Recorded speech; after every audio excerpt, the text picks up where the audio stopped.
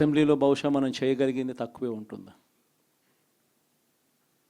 ఎందుకంటే మనకు వచ్చిన సంఖ్యాబలం కూడా చాలా తక్కువే. పైగా కౌరవ సామ్రాజ్యం లేకపోతా ఉన్నాం. ఏకంగా స్పీకర్ పదవికి తీసుకోబోయే వ్యక్తి ఎంత సిగ్గు లేకుండా సోషల్ మీడియాలో వైరల్ అవుతా ఉంది. వాళ్ళు మాట్లాడుతూ ఉన్న మాటలు. ఒకడంటాడు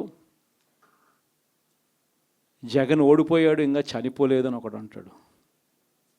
ఇంకా చావలేదు అని ఒకడు అంటాడు. ఇంకొకడు అంటాడు చచ్చేదాకా కొట్టాలి అని ఇంకొకడు అంటాడు.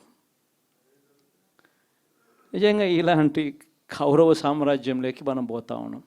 ఆ వ్యక్తి ఇప్పుడు స్పీకర్ కాబోతున్నాడట. ఇలాంటి పరిస్థితుల మధ్య ఆ కౌరవ సామ్రాజ్యంలో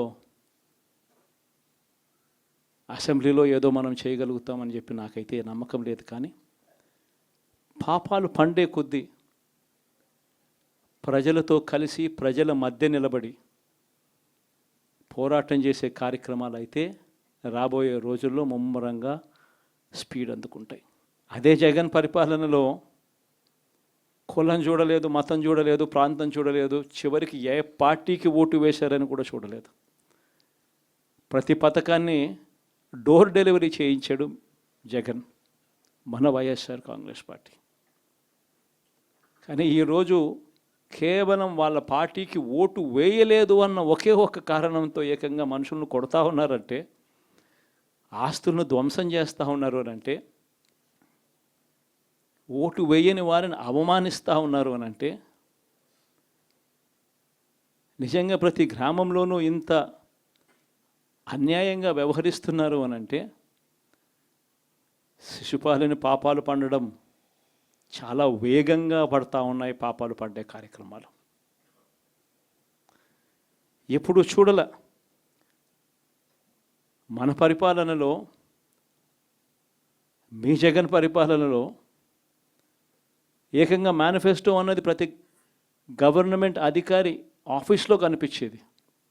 కలెక్టర్ల కార్యాలయాల్లో మొదలు పెడితే సెక్రటరీల కార్యాలయాల దగ్గర నుంచి, హెచ్ఓడి కార్యాలయాల దగ్గర నుంచి ముఖ్యమంత్రి కార్యాలయాల్లో మన మేనిఫెస్టో కనిపిస్తూ ఉంటే, కనిపించే పాలన మనదైతే, ఇప్పుడు హోర్డింగులు పెడుతున్న రెడ్ బుక్ అని హోర్డింగులు పెట్టి, ఆ రెడ్ బుక్లో కక్ష సాధింప చేయబోయే అధికారులు ఎవరు, ఎవరిని కొట్టాలి, ఎవరిని నాశనం చేయాలి అని చెప్పి ఏకంగా పేర్లు రాసి రెడ్ బుక్ అని చెప్పి దాన్ని ప్రకటించి ఏకంగా హోర్డింగులు పెట్టి, ఆ రెడ్ బుక్ అనేది ఏదో ఘనకార్యం చేస్తూ ఉన్నట్టుగా రెడ్ బుక్స్లో ఉన్న పేర్లన్నింటినీ కూడా మేము వాళ్ళని కొడతాము, వాళ్ళని చంపుతాము, వాళ్ళ మీద అఘాయిత్యాలు చేస్తాము, అన్యాయాలు చేస్తాము అని చెప్పి ఏకంగా నిస్సిగ్గుగా దౌర్జన్యం చేస్తూ ఉన్న పరిస్థితులు కనిపిస్తూ ఉన్నాయి.